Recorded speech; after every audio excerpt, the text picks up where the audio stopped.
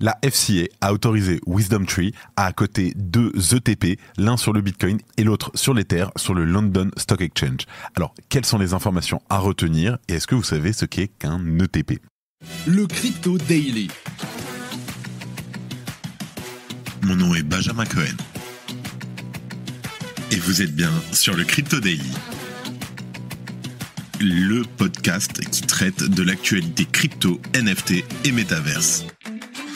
Dans vos oreilles, chaque jour, du lundi au vendredi.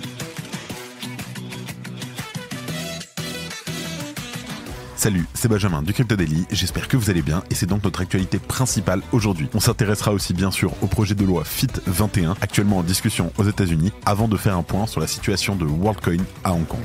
Mais avant tout ça, et comme d'habitude, le coin du marché. Here comes the money. Here we go.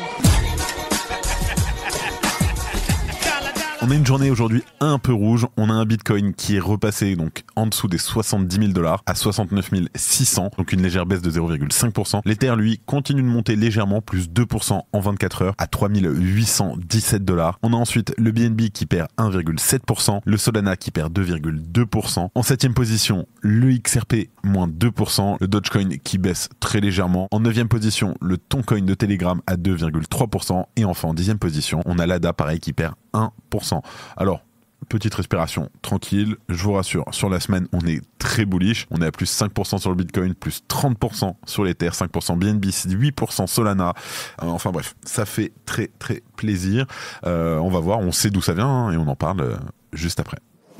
Et on commence donc directement avec la bourse de Londres qui va lister des ETP Bitcoin et Ethereum. Alors que les regards sont tournés vers les États-Unis, dans l'attente notamment d'une éventuelle acceptation des ETF Ethereum Spot, c'est aujourd'hui la bourse de Londres qui semble faire un pas vers les crypto-monnaies. Dans un communiqué publié hier, WisdomTree, l'un des plus importants émetteurs d'ETP aux États-Unis, a annoncé que la Financial Conduct Authority, la FCA, l'avait autorisé à coter 2 ETP, l'un sur le Bitcoin et l'autre sur l'Ether. Alors, un ETP, c'est un Exchange Traded Product. En fait, c'est un produit financier négocié en bourse qui va lui inclure les ETF, donc les Exchange Traded Funds, les ETN, mais aussi les ETC. Alors, les ETN, en fait, c'est des notes de dette et les ETC sont liés aux matières premières. Les ETF sont des fonds spécifiques parmi les ETP, qui suivent un indice, comme les nouveaux ETF Bitcoin approuvés par la SEC en janvier, ou potentiellement les ETF Ethereum qui pourraient à tout moment être approuvés aujourd'hui ou demain. Et selon WisdomTree, ces 2 ETP donc basés sur des crypto-monnaies seront disponibles au trading dès le 28 mai. Dans un premier temps, ces derniers ne seront accessibles qu'aux professionnels, bien que cela puisse changer par la suite si la FCA venait à l'autoriser. Concernant les frais appliqués, ils seront de 0,35%. Et selon Alexis Marinov, donc le responsable de la région Europe pour WisdomTree, cette approbation pourrait constituer une voie d'entrée importante pour les investisseurs professionnels souhaitant s'exposer aux crypto-monnaies. Et alors que les investisseurs professionnels basés au Royaume-Uni ont pu allouer des fonds aux ETP cryptographiques via des bourses étrangères, ils auront donc bientôt un poids d'accès plus pratique. Alors l'approbation de la FCA à cet égard pourrait notamment entraîner une plus grande adoption institutionnelle de cette classe d'actifs. Pourquoi ? Tout simplement car de nombreux investisseurs professionnels n'ont pas pu s'exposer au Bitcoin et à d'autres crypto-monnaies en raison des limitations et des incertitudes réglementaires. Je cite: nous nous attendons à ce que l'approbation de la FCA de notre paquet d'ETP crypto élimine ces barrières à l'entrée. Alors, les ETP relatifs aux crypto-monnaies proposés par WisdomTree sont déjà disponibles dans de nombreux pays en Europe, notamment en France, en Belgique, en Allemagne, en Italie, en Norvège ou encore en Suisse. À noter que la société qui elle est basée à New York gère actuellement plus de 111 milliards de dollars d'actifs et propose l'un des ETF Bitcoin Spot acceptés au mois de janvier dernier aux États-Unis. Vous en avez marre de gérer votre argent d'un côté et vos cryptos de l'autre ? De ne pas pouvoir facilement vendre vos cryptos pour créditer votre compte bancaire ? Eh bien la nouvelle app de Débloc va vous changer la vie. C'est le premier compte pour vos euros et vos cryptos en toute sécurité et entièrement régulé en France. Avec Débloc, contrôlez vos actifs en toute tranquillité. Une interface simple et intuitive, un compte créé en 2 minutes chrono et c'est parti. N'attendez plus, découvrez Débloc et montez vous aussi dans le train. Lien en description. Et grande nouvelle pour tous les nouveaux utilisateurs qui vont s'inscrire. Avec le lien en description, on vous offre 15 € directement dans votre compte. Vous n'avez rien à faire. Vous vous inscrivez en 2 minutes et vous voyez les 15 € tomber directement dans votre compte. Plutôt sympa, non, pour 2 minutes d'inscription. News exclusive qui vient d'arriver. Débloc lance en exclusivité l'IBAN personnalisable. Vous l'avez compris, après avoir été le premier et le seul compte adossé à un portefeuille crypto, Deblock est maintenant le premier acteur financier à proposer un IBAN personnalisé. En fait, Deblock offre dorénavant à ses clients une touche personnelle et unique à leur expérience bancaire. Et à partir de demain, on va avoir des nouveaux RIB qui vont faire leur apparition en France, qui vont offrir aux particuliers la possibilité tout simplement de choisir votre identifiant bancaire. Il va pouvoir être mémorable et facilement reconnaissable. Par exemple, vous pourrez avoir l'IBAN FR22 1748 01 984 Taylor Swift. Alors, c'est sûr que ça va un peu surprendre les services de comptabilité, mais ça peut être sympathique. En deuxième news, la loi US FIT 21 approuvée grâce à un support bipartisan. Alors je vous explique. Une majorité des membres de la Chambre des représentants des États-Unis a voté en faveur d'une loi visant à clarifier la réglementation des actifs numériques. La Chambre des représentants aux États-Unis, c'est l'une des deux chambres du Congrès américain, l'autre étant le Sénat. Elle compte 435 membres élus pour représenter les districts de chaque État en fonction de leur population. La Chambre propose et vote des lois et les projets de loi approuvés sont ensuite, eux, envoyés au Sénat. Alors hier, le 22 mai, par 279 voix contre 136, les législateurs de la Chambre ont approuvé le projet de loi intitulé FIT 21 Act. Alors en français, en fait, le texte il se traduit par la loi sur l'innovation financière et la technologie pour le 21e siècle. Et donc, si ce texte est définitivement adopté par le Sénat et promulgué, ce projet de loi clarifie les rôles de la SEC et de la CFTC en matière d'actifs numériques. On note que 71 démocrates se sont joints à 208 républicains pour voter en faveur du projet de la loi. Avant le vote, le représentant Patrick McHenry regrettait la lutte actuelle de la SEC et de la CFTC pour le contrôle de ces classes d'actifs. Je cite : « Malheureusement, notre cadre réglementaire actuel empêche l'innovation en matière d'actifs numériques d'atteindre son plein potentiel. » La représentante Maxime Waiters, qui s'est également exprimée avant le vote, a déclaré qu'elle avait l'intention de s'opposer à la législation. Elle a affirmé notamment que le projet de loi FIT 21 enverrait les crypto-monnaies dans un, je cite, « no man's land réglementaire ». Elle a aussi ajouté que le libellé permettrait aux sociétés financières traditionnelles d'opérer sans la surveillance de la SEC et elle considère que ce projet de loi est peut-être la proposition la plus mauvaise et la plus nuisible depuis un moment. Je cite : « Ce projet de loi dérégulerait les crypto-monnaies et certains titres traditionnels à tel point que moi-même et d'autres experts avons exprimé de sérieuses inquiétudes sur le fait que ce projet de loi pourrait provoquer un crash boursier et une récession. » Alors, la Chambre doit aussi statuer sur un autre projet de loi, la CBDC Anti-Surveillance State, qui interdirait en fait à la Réserve fédérale d'émettre un dollar numérique par le biais d'intermédiaires. La direction du Parti démocrate a déclaré le 21 mai qu'elle n'était pas favorable à ce que ses membres votent en faveur du projet de loi anti-CBDC ou même du projet de loi FIT 21, mais qu'elle ne s'opposerait pas à la législation.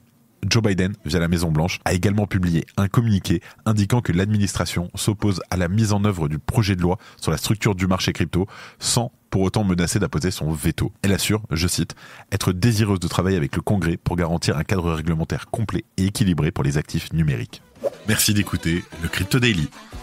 Et en dernière news, on parle de WorldCoin qui doit suspendre ses activités à Hong Kong à cause d'une collecte de données jugée illégale. Alors, le projet WorldCoin, qui ambitionne d'apporter une identité numérique unique pour chaque humain, se heurte de nouveau à un défi réglementaire. Le commissaire chargé de la protection de la vie privée à Hong Kong a ordonné l'arrêt immédiat des activités du projet sur le territoire, jugeant ces pratiques de collecte de données biométriques illégales. Alors lancée en janvier 2024, l'enquête du PCPD met en avant le fait que WorldCoin exigeait la capture des iris et des visages des participants via des dispositifs de scan. À Hong Kong, le PCPD fait référence au Privacy Commissioner for Personal Data. Il s'agit de l'autorité indépendante responsable de la protection des données personnelles. Le PCPD veille en fait à ce que les entreprises et les organisations respectent la loi sur la protection des données personnelles, offrant ainsi une régulation et des conseils pour garantir la confidentialité et la sécurité des informations personnelles des citoyens. Et selon le PCPD, cette collecte de données faciales est superflue car les opérateurs des appareils sont déjà en mesure de vérifier l'identité des participants directement en personne. Pire encore,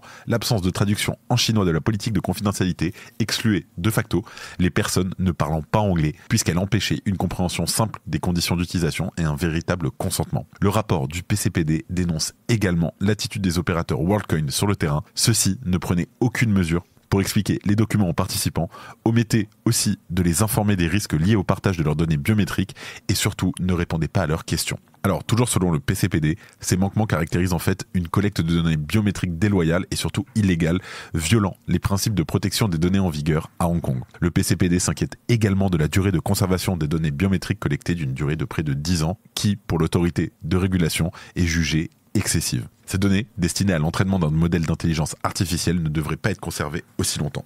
WorldCoin a confirmé que plus de 8300 personnes se sont vues scanner le visage et l'iris durant son opération à Hong Kong. Alors, l'arrêt des activités de WorldCoin à Hong Kong, en fait, elle s'ajoute à une longue série d'obstacles rencontrés par le projet crypto. On en a déjà parlé, mais WorldCoin a déjà dû suspendre ses services au Kenya, stopper les scans d'iris en Inde et arrêter la collecte de données biométriques au Portugal. WorldCoin devra donc revoir ses pratiques de collecte de données et d'informations pour espérer relancer ses activités à Hong Kong et potentiellement adapter son approche à d'autres marchés. D'autres projets basés sur la blockchain devront sans doute eux aussi tenir compte de ce précédent pour s'assurer du respect des législations sur la vie privée à travers le monde. Et voilà, je vous laisse avec Thomas pour les news en bref, et moi je vous retrouve juste après. Merci Benjamin et bonjour à tous. Et on commence avec SBF qui est transféré vers une autre prison. Bien que la destination exacte ne soit pas encore confirmée, des sources pensent qu'il se dirige vers une prison à Mendota, en Californie. Il se rapprocherait alors du domicile de ses parents, à Palo Alto. Et on enchaîne avec MetaMask qui va supporter le réseau Bitcoin. Le portefeuille populaire MetaMask prévoit d'ajouter le support du Bitcoin dans les mois à venir. Cette intégration marquerait une expansion significative pour le portefeuille, qui a atteint 22 millions de téléchargements en août 2023.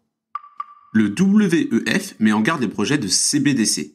Le World Economic Forum a averti que les CBDC pourraient être vulnérables aux attaques des ordinateurs quantiques. Une telle attaque menacerait le chiffrement des transactions et des identités. VanEck fait une demande particulière à la SEC. Matthew Siegel, responsable de la recherche crypto chez VanEck, demande à la SEC de permettre à la première entreprise à avoir déposé une demande d'ETF-ETH, à savoir VanEck, de lancer son produit en premier. Et on termine avec une coalition d'exchanges qui lance un projet anti-arnaque. Coinbase a créé la coalition pour lutter contre les fraudes avec des géants comme Meta, Kraken, Ripple et Gemini. L'objectif est de partager des informations et de développer des bonnes pratiques pour les utilisateurs. Et voilà, c'est la fin de ce résumé de l'actualité du jour. Évidemment, pensez à vous abonner pour ne pas rater le suivant, quelle que soit d'ailleurs l'application que vous utilisez pour nous écouter. Rendez-vous aussi sur YouTube, il y a peut-être une vidéo qui sort ce soir. Je crois que j'ai tout dit, faites attention à vous, et moi je vous dis à demain. C'était Benjamin pour le Crypto Daily. Merci et à très vite.